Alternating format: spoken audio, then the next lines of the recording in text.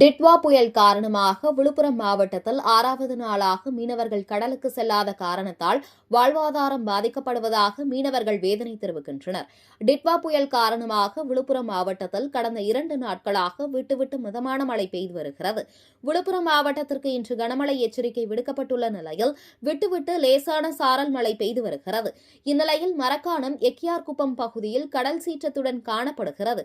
கடல் சீற்றம் காரணமாக கைப்பாணிக்குப்பம், எக்கியார்குப்பம், பசவன்குப்பம், அழகன்குப்பம் உள்ளிட்ட 12 மீனவ கிராமங்களைச் சேர்ந்த 3000க்கும் மேற்பட்ட மீனவர்கள் 6வது நாளாக கடலுக்கு செல்லாமல் மீனவர்கள் படகுகள் மற்றும் வலைகளை கரையோரங்களில் பாதுகாப்பாக நிறுத்தி வைத்தனர்.